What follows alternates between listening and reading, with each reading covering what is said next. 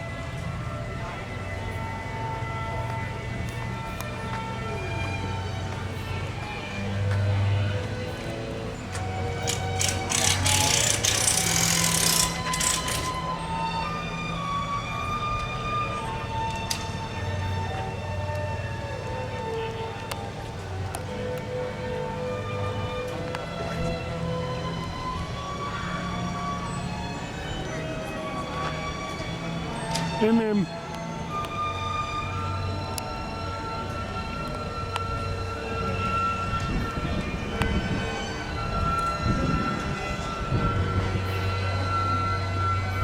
Coming fast.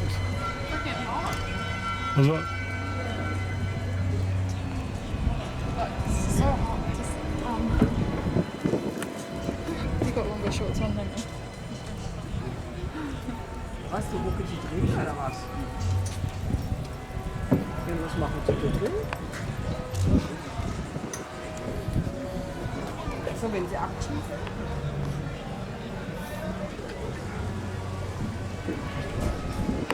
Allez, c'est fait. Senta lá dentro pro papai tirar uma foto.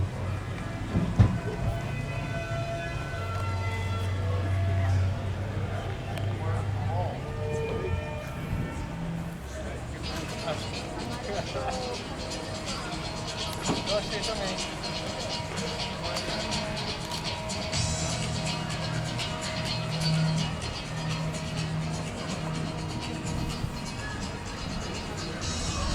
What's for dinner?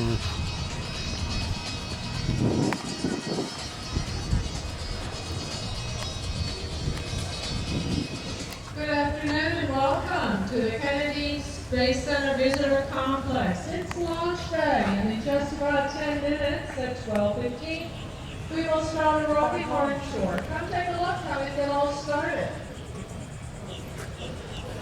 Do you want to do it? Yeah, why not?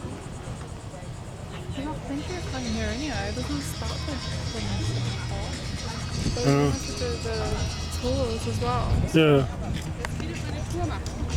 Rocket Garden Tour, right across from the Nature and Technology Building.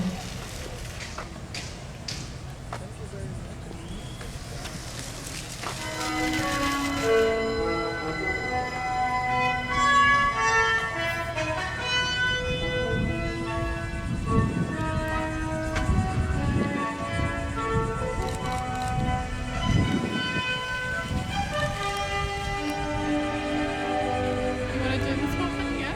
Yeah.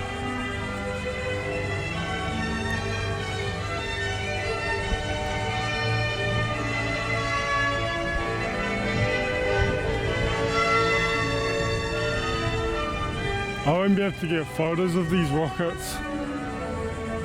You'll have to get the photos.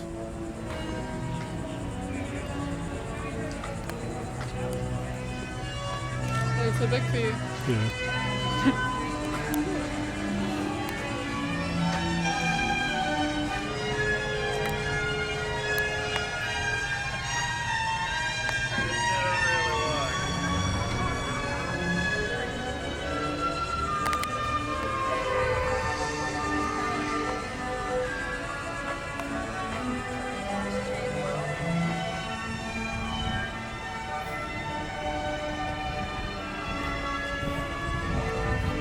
Is it all outdoors? No, there is things inside. I think this is only part outside.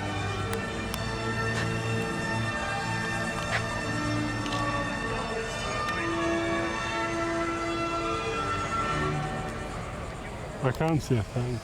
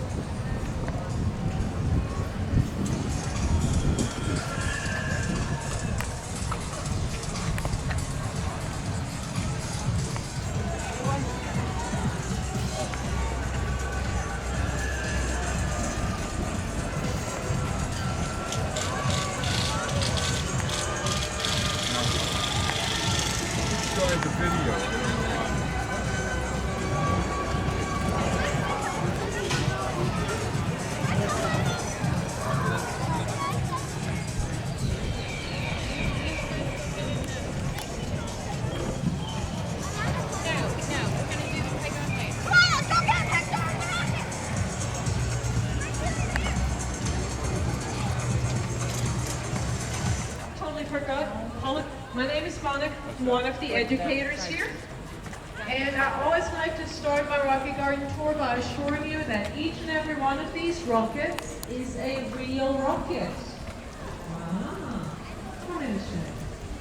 With one exception, and that is the Mercury Atlas that is right behind the Delta, that big silver rocket that says United States down the side. That is a fiberglass replica of the rocket that took John Glenn into orbit. But I'm way ahead of myself. Well, it's not.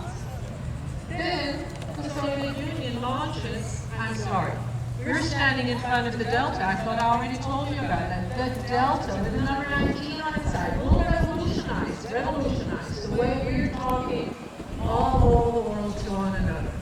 One of the most important satellites it launched is called Telsat. It allowed the American consumer for the first time to watch a British TV show in their own home. That was unheard of in the program, but still, we need a bigger rocket. So let me introduce to you the Saturn family of rockets. The Saturn 1B is laid out in all the glory behind us. This spacecraft, this rocket, was the first rocket that was designed and built for manned spaceflight, not as a weapon of war. If you look at the first stage, you will see 8 Redstone engines, totaling about 1.2 million pounds of thrust. Enough to get us into low Earth orbit during Apollo 7 for 11 days to check out the command module that sits right up on top. I hope you enjoy the rest of your day here with us at the Kennedy Space Center. Don't forget, it is launch day. The launch window opens at 7:05 p.m. and lasts about through 9:05 p.m. You will see an Atlas 5 go up carrying the entire space. An 8-year mission to return an asteroid sample back to us. Maybe even reveal some clues about information.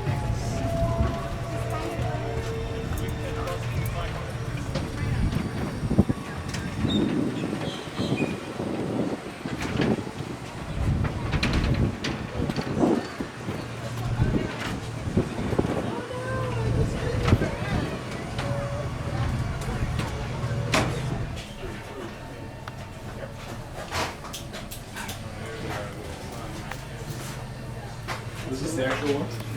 So they just stayed in those seats the whole time? Jeez,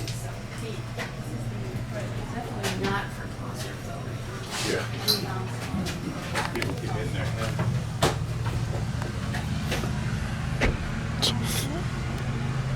You're walking into poles, are you?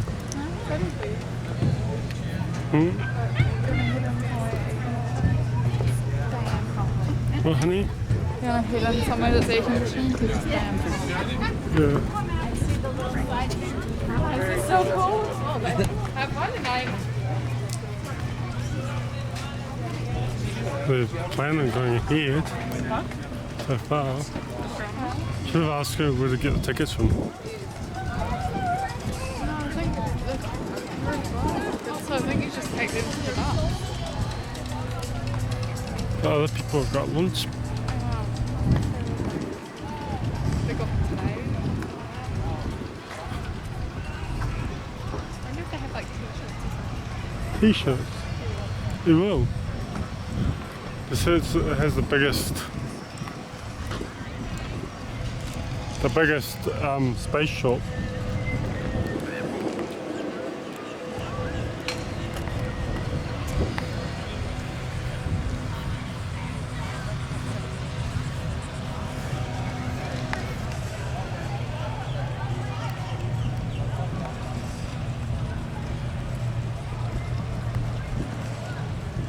See, visit the world's largest space shop every day, all day.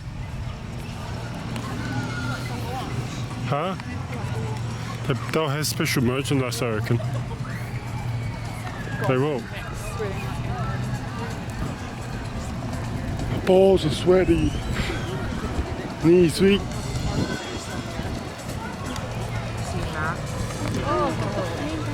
Got back sweat on my back already. Mark again, and that was when he goes up in the spaceship. He was calm and ready to go. I keep on forgetting how to launch the rocket. So he pushes the button.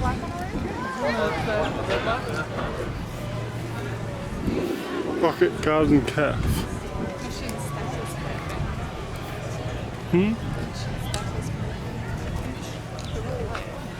International Space Centres. All these places have them.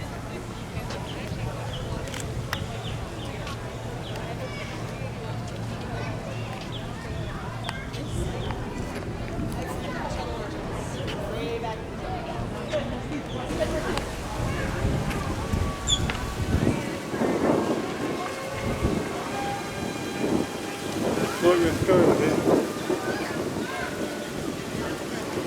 Over there to see the car thingy. Oh, the robot. Yeah.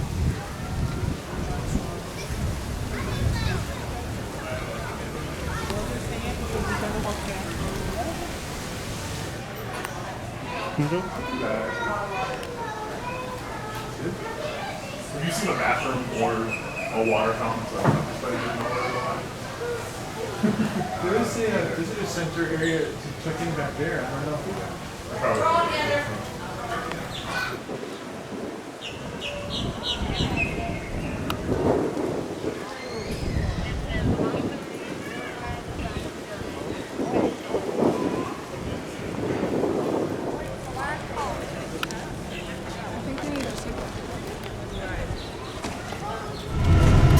The space program began southeast from here at the Cape Canaveral Air Force Station, which I will show you on this tour. Now, when President John F. Kennedy made that bold announcement about going to the moon, everything changed. We needed bigger launch pads and bigger buildings. The enormous vehicle assembly building right in front of us, also known as the VAB, was built in the 60s for the Apollo program. It was then remodified for the Space Shuttle program, and now once again it's being remodified for the Space Launch System. It is 525 feet tall, it sits on 8 acres, it has the world's tallest doors. If that building was to be used as an office space, it would be 52 stories tall. And if that building was empty, they could fit 250 billion ping pong balls. This is where the ground controllers, engineers, and launch director monitor the spacecraft and manage all the activities leading up to launch.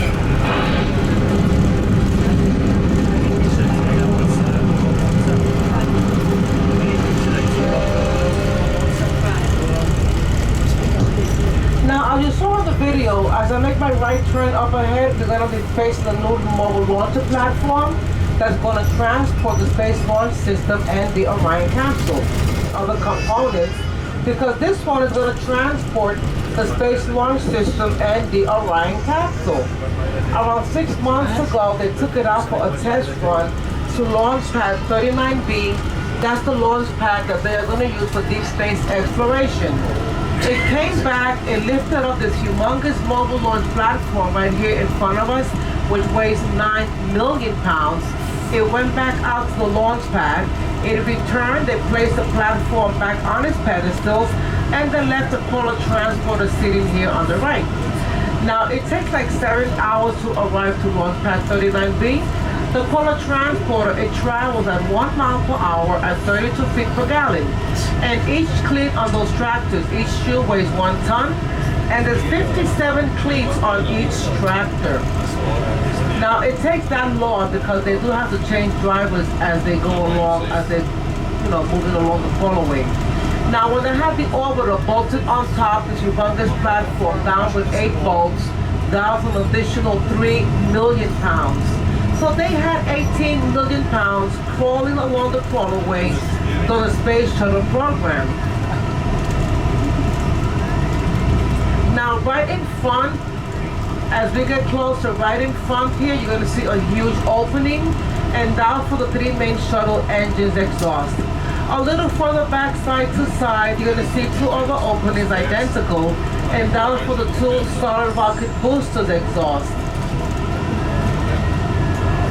They built an elevator on this tower, and they also went back to the design of the Apollo days, rocket and capsule. A lot of work is still going on with this tower and platform. They're also getting ready for a test flight in 2018.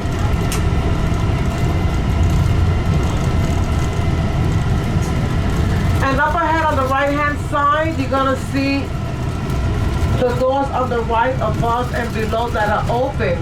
Well, the doors below, that is high bay number 3, and that is where they're going to build the Space Launch System.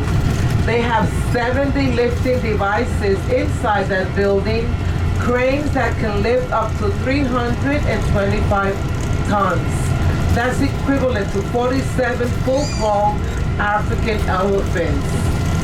And as you also saw on the video, folks, it's this 4-story white building adjacent to the VAB, and that is the Launch Control Center, also known as LCC. And during the Space Shuttle program, they would have 200 engineers.